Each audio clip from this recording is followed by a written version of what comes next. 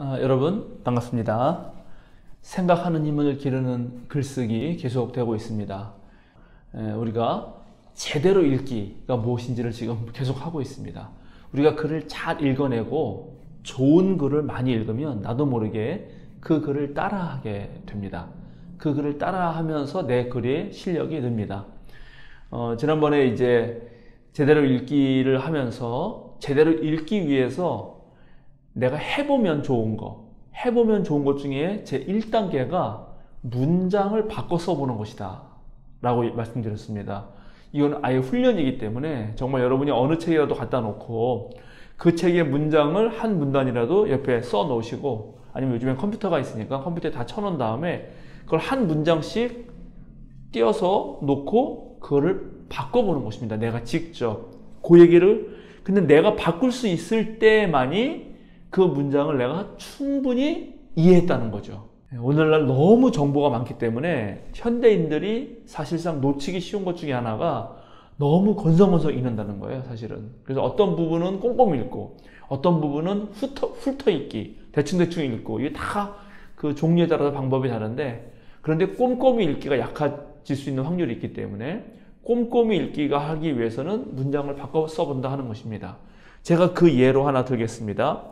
헨리 데이비드 소로우라고 하는 사람이 시민불복종이라는 글을 썼거든요. 제가 그 중에 일부를 읽어드릴게요. 나는 작은 정부가 가장 좋은 정부라는 표어에 적극 찬성하며 그것이 하루바삐 조직적으로 실현되기를 바란다. 이 말은 결국 가장 좋은 정부는 전혀 다스리지 않는 정부라는 데까지 가게 되는데, 나는 이 말 또한 믿는다. 뭐 이렇게 쭉 나갑니다. 문장은 좀 긴데 여기서 예를 들 거니까는 하나만 해보겠습니다. 자, 여러분이라면 나는 작은 정부가 가장 좋은 정부라는 표어에 적극 찬성하며 그것이 하루바삐 조직적으로 실현되기를 바란다. 이 문장을 이제 여러분의 말로 바꿔 써보는 것입니다. 이 훈련을 한번 해보는 거죠.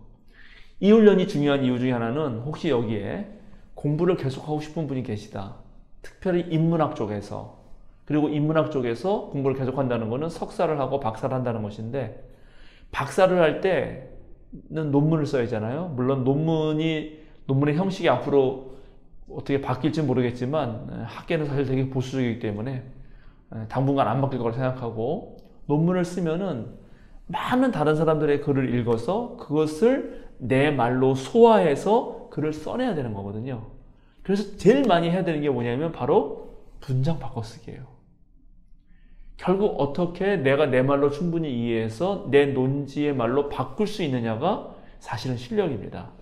지금 방금 읽어드렸던 이 말을 여러분 어떻게 바꾸시겠습니까? 한번 바꿔보시죠. 잠깐 동영상을 멈추시고 그 문장을 받아 쓴 다음에 여러분의 말로 바꾸세요.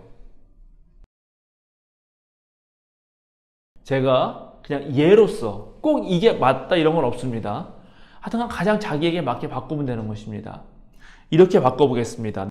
가장 효율적인 정부는 최소의 규칙과 규제, 법률만을 가진 정부다. 그래서 사람들이 자유롭게 자신들에 맞는 방식으로 결정을 내리며 살 수 있어야 한다. 미국 정부는 아직 이러한 정부에 도달하지 못했다.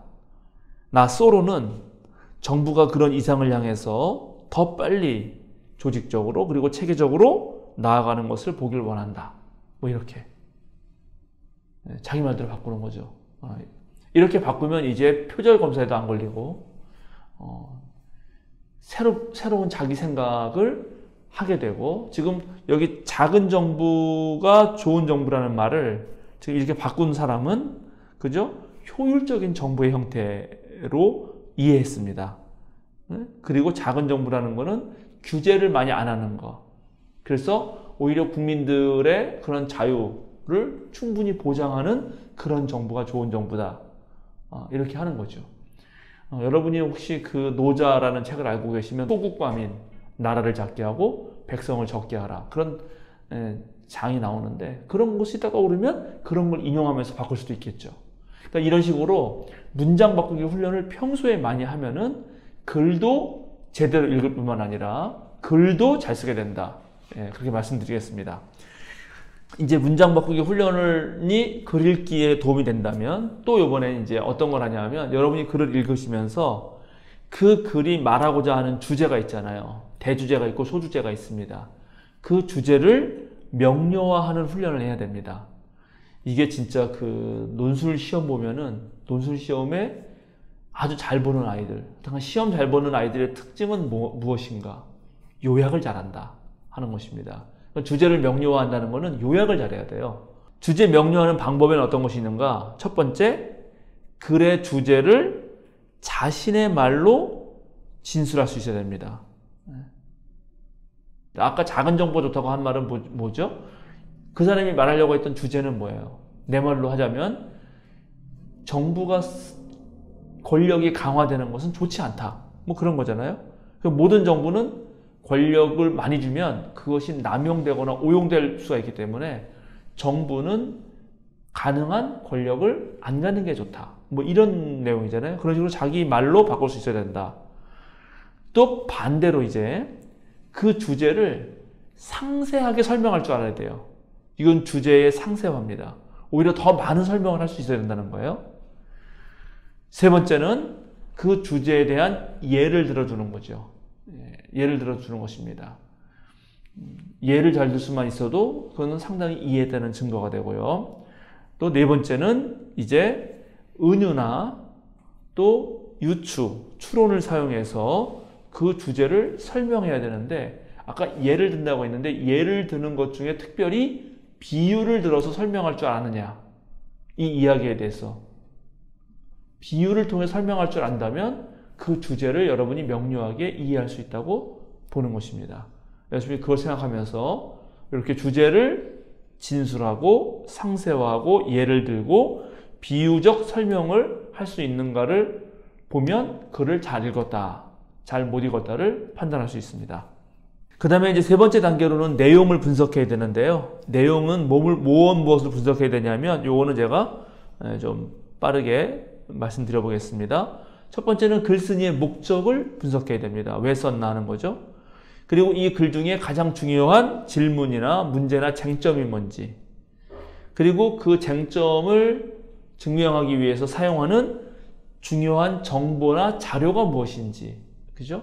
제가 최근에 그 김경일 교수가 논문 읽어주는 사람으로 나와가지고 계속하는 유튜브를 하나 잘 보고 있는데 그분이 아주 중요한 꿀팁을 줬는데 어떤 논문을 읽다가 최근에 쓴 논문이 아니고 아주 옛날 거, 뭐 한 200~300년 전에 논문, 어떤 글을 인용한 것이 있다면 그것이 그 논문에서 매우 중요한 자료나 주제일 확률이 높다라는 말을 들었어요.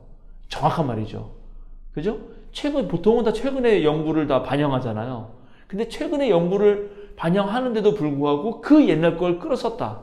그건 이 사람에게 무척 중요하다는 거예요. 그런 것만 잘 살펴도 논문을 쭉 보면서 왜 이 사람이 1700년대 걸 썼지?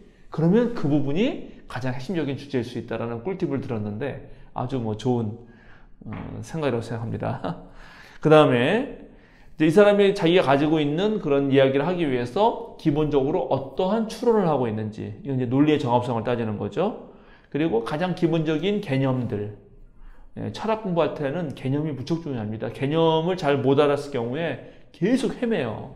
제가 이제 철학하는 친구들 만나서 보면은 꼭 그런 친구가 있어요. 개념 하나를 헤매가지고 한번 발을 잘못 들인 거죠. 그래서 계속 헤매는데 이 사람 글쓴이가 사용하는 개념이 무엇인지를 정확하게 아는 것이 중요합니다. 그리고 이 사람이 그런 얘기를 하기 위해서 깔고 있는 전제, 그리고 함축, 그리고 관점을 살펴보라. 그러면 그 사람의 글을 알 수 있다. 사실 제가 지금 한 얘기는 어떤 사람이 글을 쓸 때 최소한 이런 것들을 가지고 있다라고 제가 말씀드렸던 그 내용과 동일해요.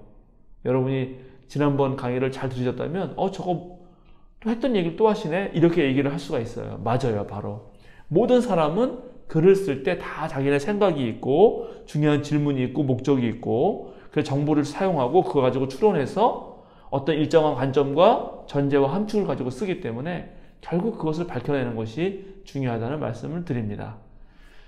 자, 그러면 이제 글 읽기를 제대로 하는 법을 여기서 마치도록 하고요. 다음 시간부터는 글의 종류에 대해서 다루겠습니다. 설명문, 논설문, 기행문, 뭐 수필 등등 글의 종류에 따라서 글 쓰는 방법이 다르기 때문에 그것으로 여러분을 찾아뵙도록 하겠습니다. 감사합니다.